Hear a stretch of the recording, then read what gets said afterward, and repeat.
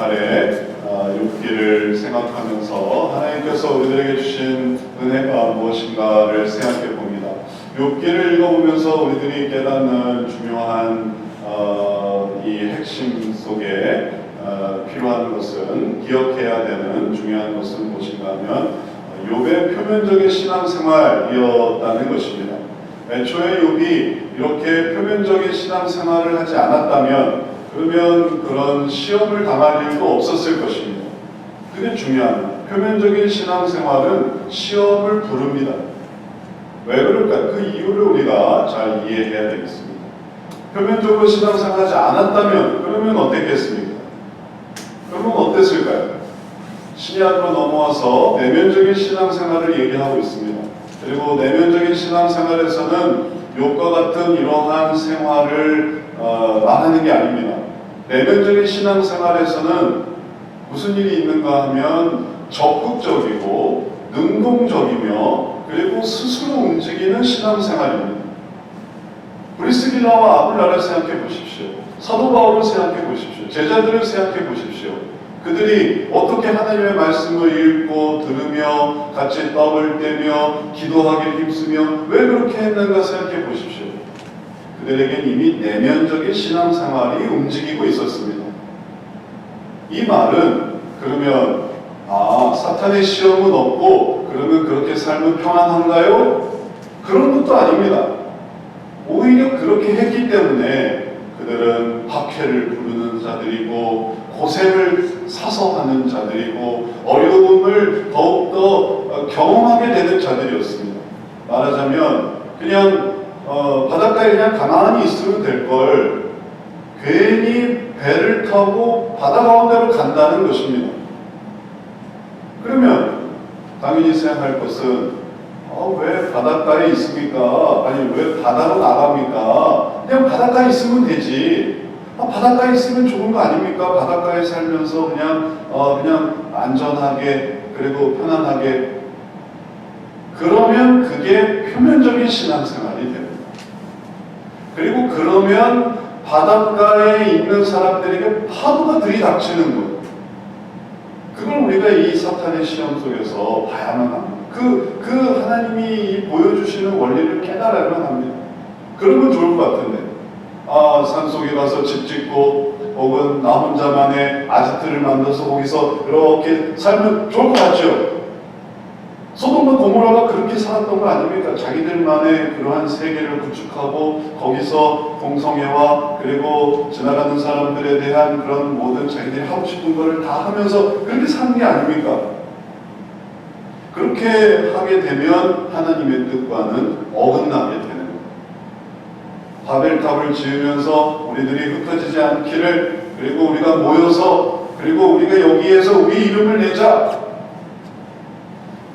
집 안에 들어가서 이불 밖은 위험해, 방 안에서 그냥 안전하게 있어보자. 그런 게 표면적인 신앙생활을 만들어내는 거예요. 그게 결국은 유대주의를 만드는 거고, 그게 사두개파를 만드는 거고, 그게 바리새인들을 만드는 거고. 왜냐하면 예수님이 오셔서 그런 게 아니다, 이제 새로운 걸 한다 하니까 그게 싫은 거죠. 너무 격차가 큰 거예요. 예수님이 하시려는 일들이 있고 하나님이 하시려는 일들이 있고, 하나님은 자 이제 생육하고 번성하여 땅에 충만하고 정복하고 다스리자 하는 이러한 하나님의 이 기조가 있는데, 그런 기조에 아니요, 저는 초막셋을 짓고 그리고 이불 속에 들어가서 재미있는 TV를 보면서 영화를 보면서 또 책을 읽으면서 그 안락함, 나는 그걸 포기할 수 없어요. 그런 것들이 다 표면적인 신앙생활을 만들고, 그러면 참 좋을 것 같은데 그러면 사탄의 시험이 찾아온다. 그러니 이제 우리는 선택해야 됩니다. 기다리면서 시험을 경험할 것인가? 아니면 내가 신약에서 말하는 정말 구제하고 봉사하고 그리고 또 하나님의 일들에 정말 최선을 다하면서 그것을 감당할 것인가? 그럼 힘들죠. 당연히 힘들죠. 그죠? 운동하는 거 생각해보세요. 가만히 있는 게 좋지 왜 땀을 뻘뻘 흘리며 그리고 옷을 적시며 숨을 차게 하며 그걸 왜 합니까? 운동을 왜 합니까? 근데 이제 병원에서 선생님이 운동 좀 하세요 라는 때가 온단 말이에요. 운동 좀 하세요. 운동하지 않으면 이제 안 됩니다 라는 때가 와요. 그럼 그제서야 비로소 그게 중요한 거였구나 라는 걸 알아가는 거죠. 그런 원리입니다. 우리 인생은 그렇게 되어 있습니다. 그래서 오늘 우리가 보는 이 사탄의 시험 속에서 그 공격하는 정말 기발한 그 논리를 이해해야 됩니다. 사탄이 어떻게 그렇게 들어오는지.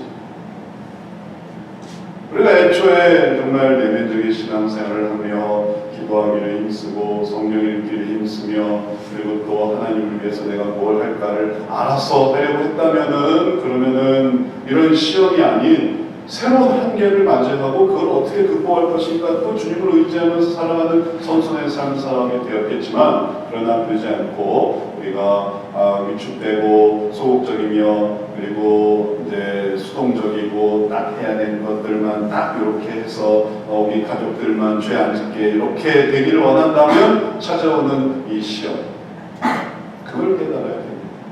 욥은 이제 그런 것에서부터 출발해서 성숙에 이루고 있습니다. 욥은 승리한 사람이에요. 욥은 실패한 사람이 아닙니다. 그걸 통해서 이 표면적인 신앙생활의 한계를 느끼고 이제 내면적인 신앙생활로 발전해 나간 사람입니다. 그래서 신약에서도 욥의 인내, 욥의 승리, 욥에 대한 하나님의 은혜 그런 것들을 말하는 거지. 욥이 실패한 사람이었으면 그냥 표면적으로 살다가 사탄의 시험을 받아서 그 시험 가운데에 실족하는 사람이었으면 그럼 아무것도 모범이 되지 못할 것입니다. 우리가 그걸 보는 거예요. 그리고 그것은 그건 욥이니까 그런 거죠. 천만의 말씀입니다. 하나님이 계시고 그리고 사탄이 지금도 있는데 이게 안 그럴 수가 없습니다.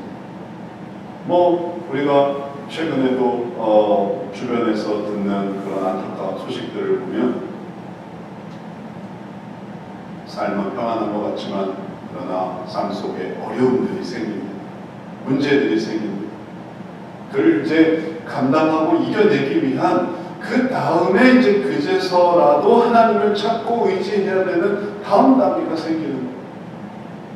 이제 우리가 이런 것들을 오늘 말씀 속에서 생각해 보도록 하겠습니다.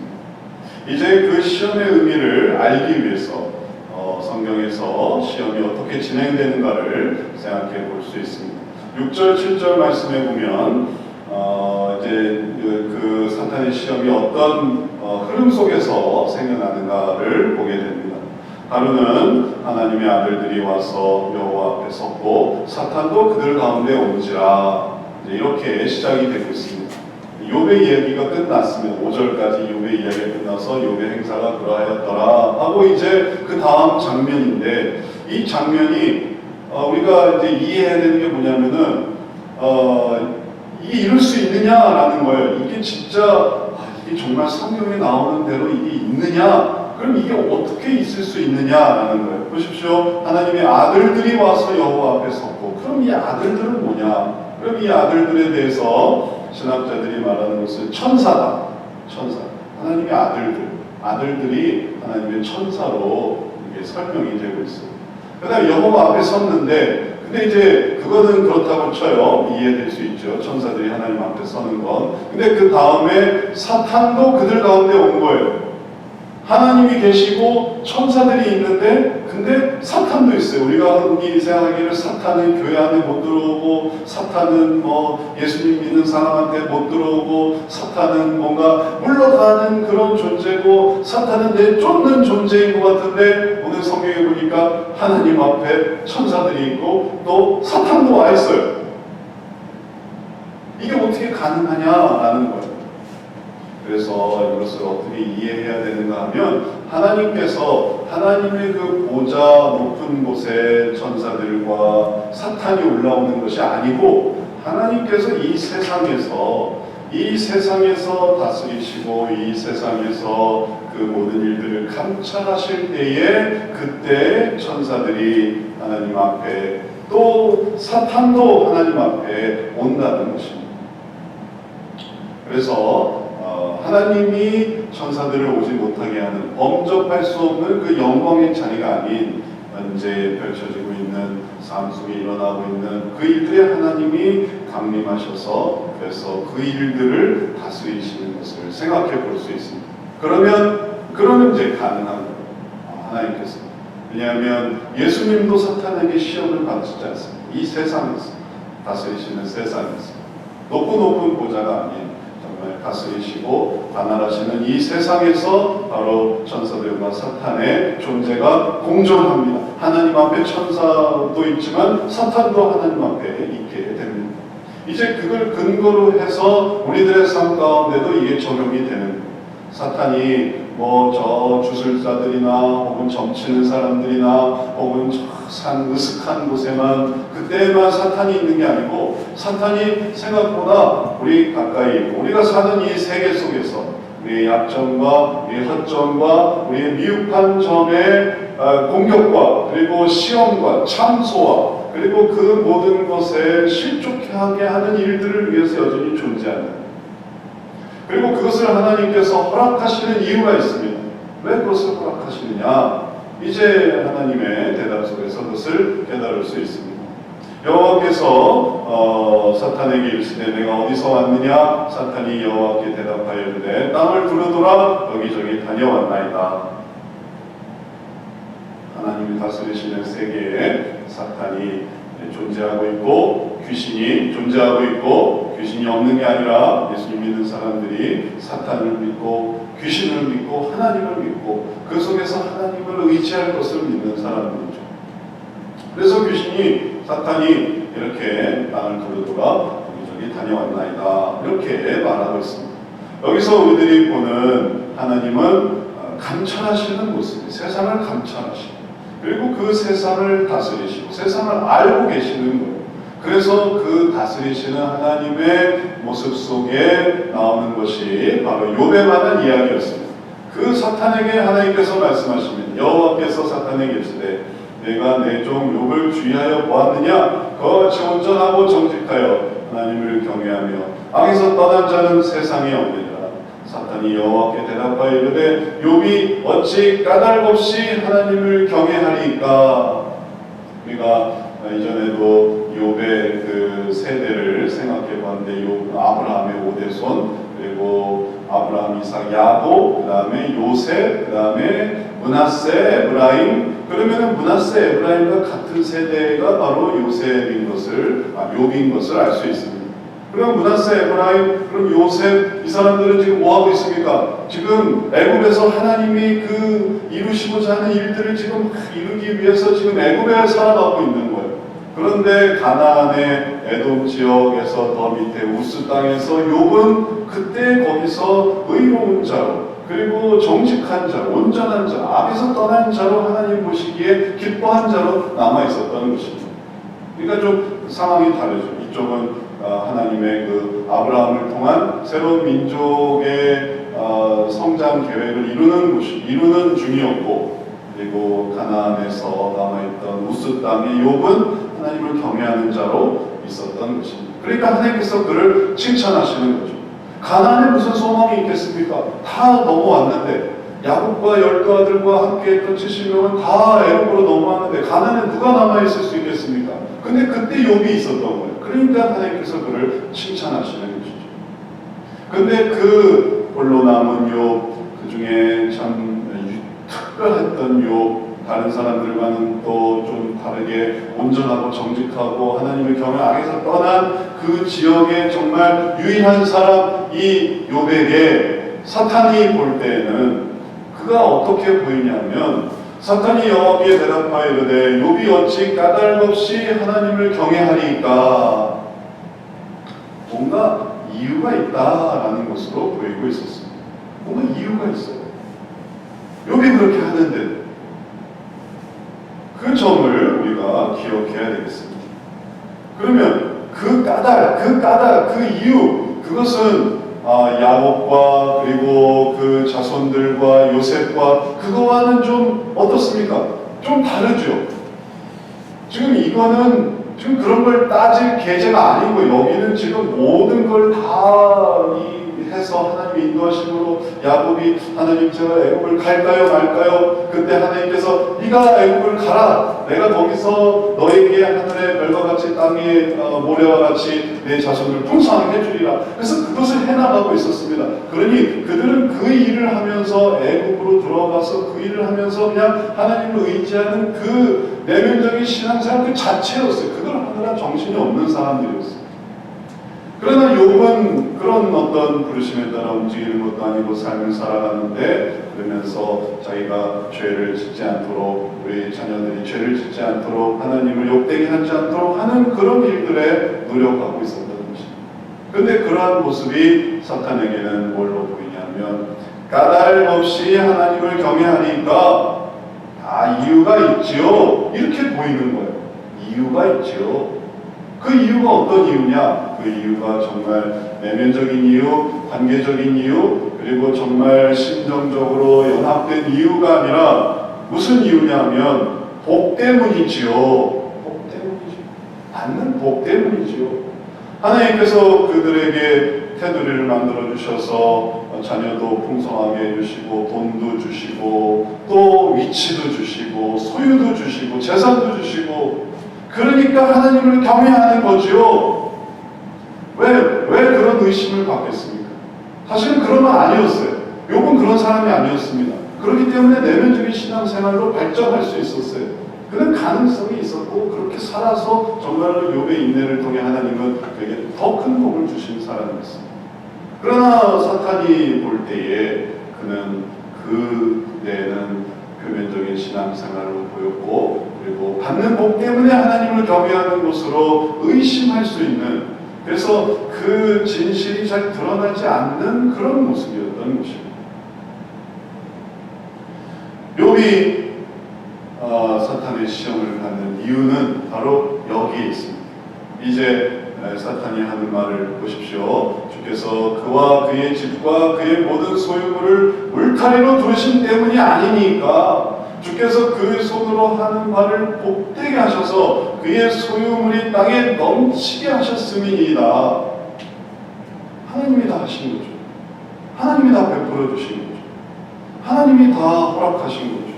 그래서 그의 소유물이 넘치게 해서 그는 정말 위치가 있었던 사람이고 양이, 낙대가, 종이 그리고 또 소가 부유한 사람이고 그렇게 하시니까 하나님을 경외하는 것 아닙니까?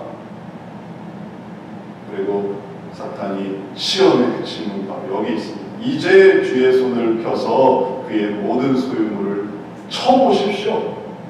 그래야 하시면 틀림없이 주를 향하여 욕하지 않겠나이까? 무슨 개념이에요? 무슨 뜻이에요? 그의 소유물, 그의 소유물이 사실은 그것이 하나님 것이었는데 하나님이 주신 정말 울타리로 두르시고 그리고 주께서 손으로 그 하는 일을 복되게 하셔서 이걸 하는데 이게 돼요. 저걸 하는데 그게 돼요. 다른 사람은 그게 안 되는데 왜 우리는 이게 하면 이게 되지? 장사를 하면 장사가 잘 돼요. 공부를 하면 공부가 잘 돼요. 사람을 쓰면 또 사람을 잘 써요. 이건 뭐지? 이건 뭐지? 왜 지금도 그런 정말 복된 사람들이 있지 않습니까? 이상하게 돈을 사용하면 그 돈이 늘어나는 사람들이 있어요. 신기하죠? 사람을 쓰면 사람을 또 잘 쓰는 사람들이 있어요. 야, 기발해. 어디서 그런 아이디어가 났는지 이걸 이렇게 만들면 되지 않을까? 해서 그걸 뚝딱뚝딱 해서 만들어내면 또 잘 팔려요. 그러니까 그게 또 대박이 나와요. 영상 하나를 만들어도 말이죠. 다른 사람들은 영상 하나를 만들어도 그게 안 되는데 이 사람이 영상을 하나 딱 만들면은 그게 사람들이 막 모여가지고 그게 그래서 그냥 구독자가 늘어나요. 오늘날 잘 되는 것을 생각해 보세요. 강의를 잘해요. 그 사람이 강의를 하면 다 몰려들어요. 그 사람이 사업을 하면, 그 사람이 물건을 팔면, 그 사람이 하면, 그거 다 뭐라고 생각했냐면, 그 사람이 잘한 거죠. 그 사람이 똑똑해서요. 그 사람이 그게 다 그 사람 거예요 라는 거였는데, 지금 사탄의 말을 지금 생각해 보니까 그게 사실은 뭐였냐면 하나님이 울타리로 불러주시고, 때가 정말 기가 막히고 하나님께서 때를 딱 해가지고 10년 전에는 뭐 망했을 건데 그때 그게 딱 그렇게 되는 건 하나님이 딱 그렇게 해주시고, 그 다음에 손으로 하는 것에 하나님이 길을 딱 열어줬어. 원래 다른 사람이 하면 그런 복을 받지 않아서 그래서 하다가 안 되고 접고 또 똑같이 시작했지만 안 돼서 또 포기하고 다른 일하고 노동일하고 그리고 또 안 되고 또 괴로워하고 막 그럴 판이었는데, 그 사람이 이렇게 된 거는 사실은 하나님의 복이었던 것입니다.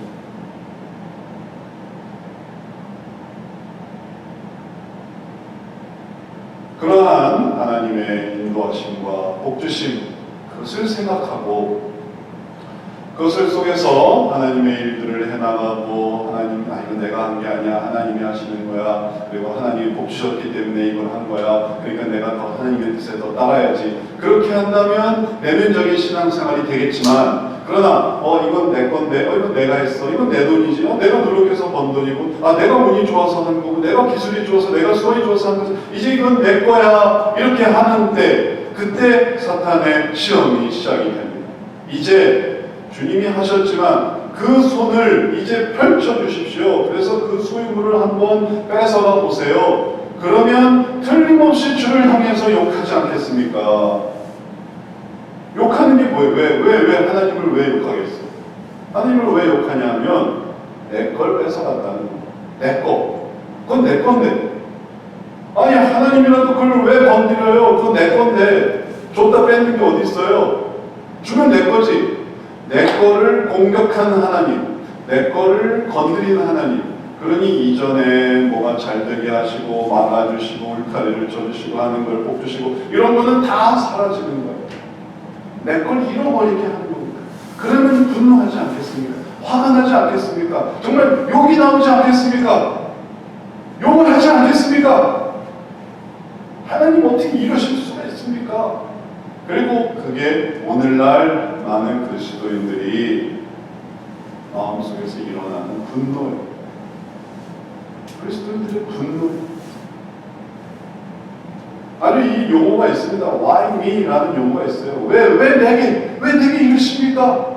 내가 뭐 잘못했다고 내게 이러십니까? 왜 내가 이런 실패를 경험하게 하십니까? 왜 낙방의 괴로움을, 왜 시련의 괴로움을, 왜 내게 아픔의 괴로움을, 왜 내가 이렇게 몸이 아프고 왜 내게 이런 고통들이 일어나게 하십니까? 많은 그리스도인들이 그래서 분노해서 그래서 욕을 하죠. 하나님께 욕을 하면서 그러면서 그게 뭐가 나타나냐면은, 야, 그래서 하나님을 믿은 거였구나. 그것 때문에 믿은 거였구나. 까닭 없이 믿은 건 아니었구나. 그에게 하나님이 복 주시고 그에게 능력 주시고 형통케 하시고, 그리고 오늘날 그렇게 하는 모든 일들에 대해서 반문합니다. 왜요? 그렇게 믿는 게 뭐가 문제인데요? 그런 거죠. 하나님은 하나의 서비스죠. 서비스. 부처님 서비스. 하나님 서비스. 내가 더 서비스가 좋은 걸 선택하는 것 뿐이지, 내가 뭐 거기에 매여 있습니까? 나는 언제든지 다른 서비스를 선택할 수 있어요. 나는 알라 서비스가 좋으면 난 알라 서비스로 가고, 아니면 사주 서비스, 그럼 사주도 볼 수 있고, 점도 칠 수 있고, 뭐도 할 수 있고, 꼭 하나님만 믿으라는 법이 있습니까? 이게 내 삶을 살아가는 하나의 서비스지. 이해가 되죠? 너무너무 설득력이 있어요. 근데 그런 것들을 입장 바꿔 생각해 보세요. 입장을 바꿔서 생각해 보세요. 부모님이 서비스예요. 우리 부모님만이 부모님이란 법이 어디 있습니까? 내가 다른 사람을 부모님으로 생각할 수 있는 거죠. 친구가 서비스예요. 이 친구한테 대충 좀 이렇게 의지했다가 안 되면 저 친구로 의지하는 거고, 내가 꼭 이 친구와만 이런 걸 해야 되나? 모든 관계를 그렇게 서비스라고 생각해 보세요. 내가 그 서비스를 해주는 사람이라고 생각해 보세요. 내가 구원해주고 죄를 위해서 목숨을 바쳐주고 그리고 생명을 연장해주고 영생을 줘도 그 사람은 서비스, 그래서 언제든지 그 모든 것들에 빼앗고 잃고 그러면 바뀔 수 있습니다. 아버지가 용돈을 안 주면 누구세요? 한다고 하지 않습니까? 아저씨라고 한다지 않습니까? 아버지에서 아저씨가 되는 거예요. 뜻대로 안 되면. 어머니를 아줌마라고도 할 수 있는 거예요. 뜻대로 안 되면. 잠을 깨우고 못 자게 하고 또 뭐 이런저런 일을 시키고 그리고 또 훈련하고 양육하고 훈육하고 그러면 아저씨 아줌마가 되는 거예요. 아버지 어머니가. 이제 이렇게 보이는 많은 연약함들을 우리들은 시험받고 있습니다. 그리고 그런 시험에 떨어지는 이유를 우리가 보게 됩니다. 그 열악한 그 연결성, 그것 때문에만. 그러면 이제 요거 끊어지면, 요거 돈 떨어지면, 그 다음에 더 이상 뭐 형통하지 않으면, 더 이상 어려움이 생기면, 어떤 어려움이 생기면. 지금까지 그냥 간신히 요걸로 이렇게 연결돼서 이어져 왔었지만 이제 더 이상 그게 하지 않으면 그럼 할 필요가 없는 거예요. 그리고 그게 사탄의 시험이었는데 그게 뼈아픈 건 뭐냐면 그게 사탄은 현실을 보여주고 있다. 그랬었구나. 근데 하나님은 그런 것들에 대해서 자신이 있었습니다. 욥은 그렇지 않다. 욥은 그렇지 않다. 네 생각하고는 달라. 그래서 하나님께서 욥을 통해서 그렇지 않다는 것을 사탄에게 보여주기를 원하셨습니다.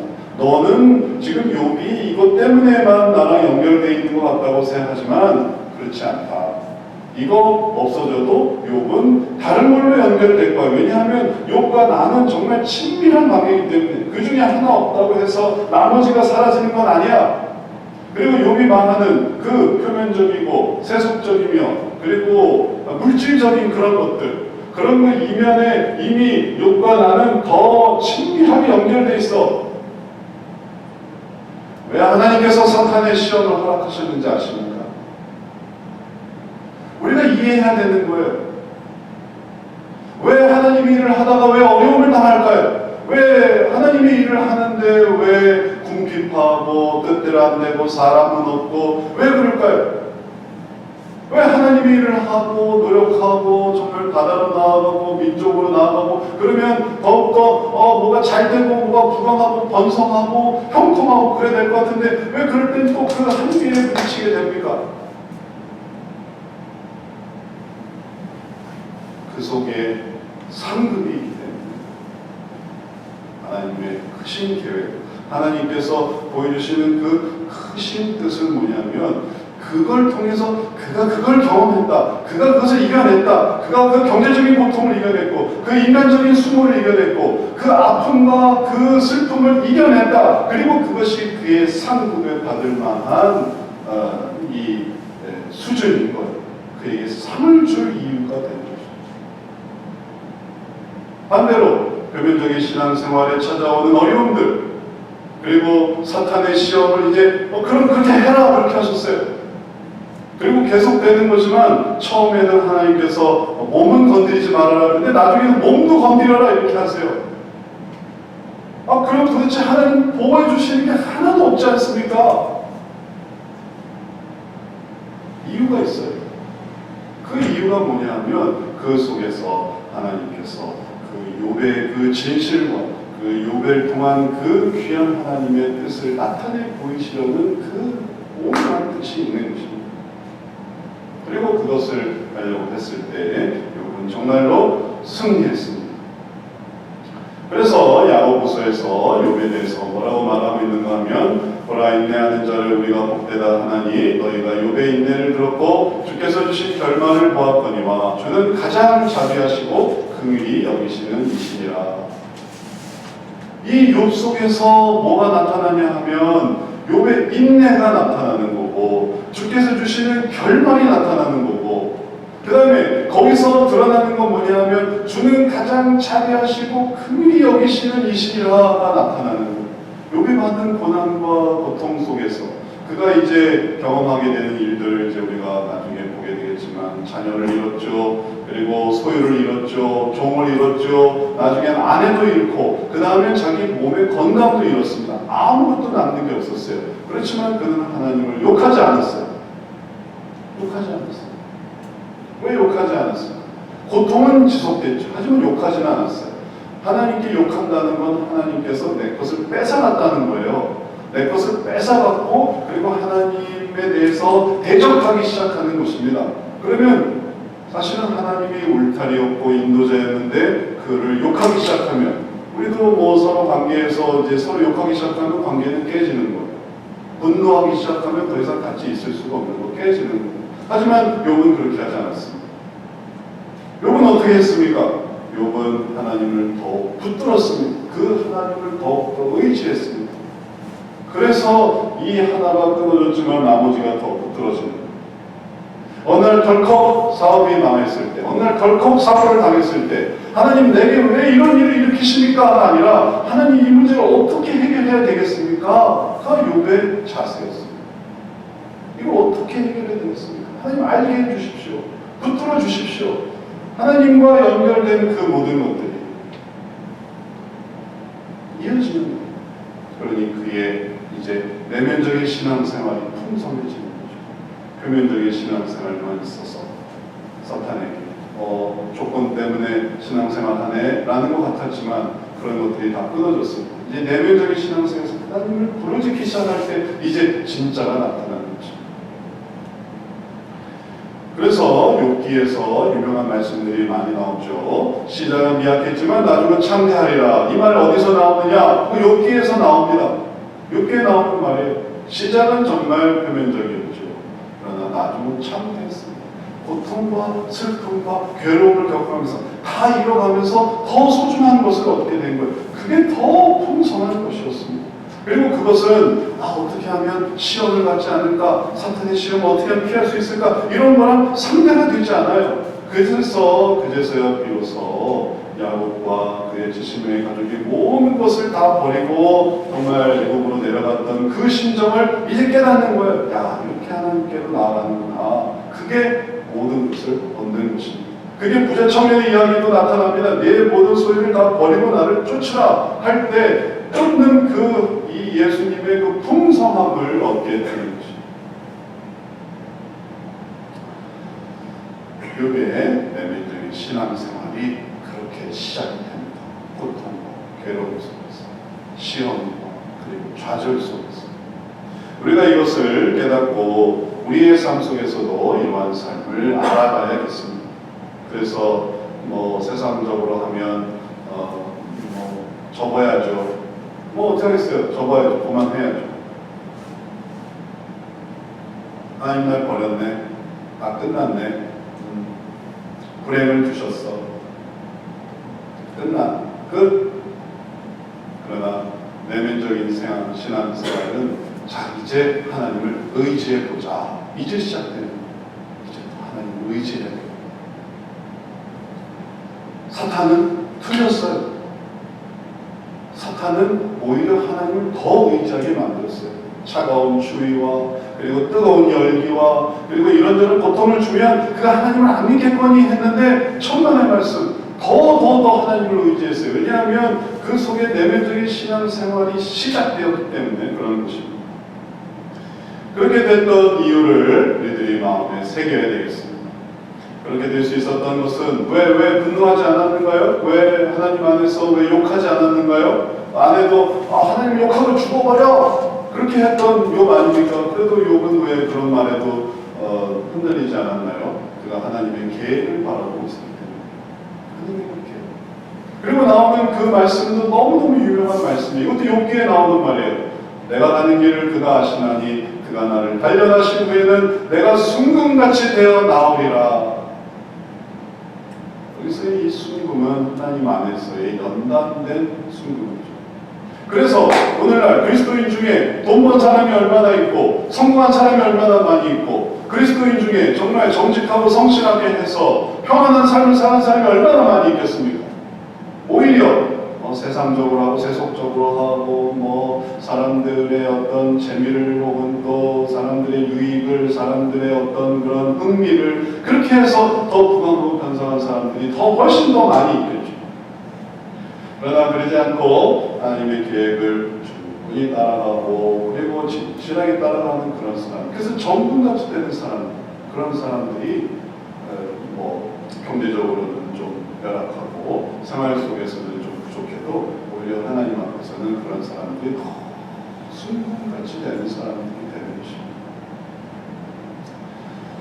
이제 우리가 이 말씀 속에서 사탄의 시험 속에서 깨달아야 되는 것이 있습니다. 시험을 피하는 게 목적이 아니에요. 그러니까 우리가 오늘 이 사탄의 시험, 왜 시험을 받았는가 이거 보면서 이걸 어떻게 피해야 되는구나 이걸 깨달으려고 하는 게 아닙니다. 준비하려고 결정하는 거예요. 몸살이고 또 이제 다른 것들은 안 하고 그냥 좋은 게 좋은 거고 그러면 시험을 당하게 되는 거예요. 그러면 어떻게 해야 되겠어요? 그렇게 시험을 당할 때 하나님과의 관계를 생각하고 이겨내든지 아니면 더 좋은 방법은 준비하는 거예요. 어차피 한계가 있고 어려움이 있고 문제가 있고 그렇지만 내가 하나님을, 왜냐하면 그게 똑같은 건데 그런 어려움을 가지고 하나님을 의지하는 거나 아니면 당면한 것을 가지고 하나님을 의지하는 거나 하나님의 계획을 바라보면서 넘는 거는 다 동일해요. 그래서 예전에 하나님 어떤 목표를 주십시오 해가지고 그걸 하나님을 의지하면서 정말 저녁에 기도하고 아침에 기도하고 수시로 기도하고 성경을 보면서 했다면, 그러나 그 다음에 이제 좀 편안하게 쉬려고 하고 몸을 사리려고 할 때 덜컥 문제가 생긴다면 그때 하나님을 의지하는 거나 이게 똑같다는 거예요.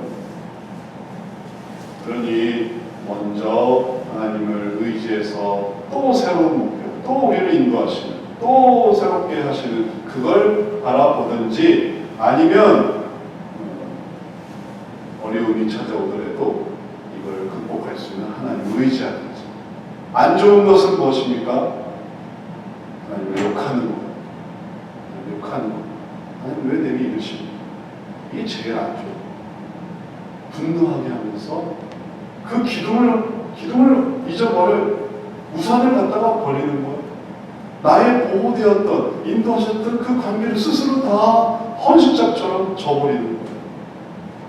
그게 제일 미련한 건데 바로 사탄은 그걸 노리는 것이죠. 그렇게 되지 않는 것이 중요한 것입니다.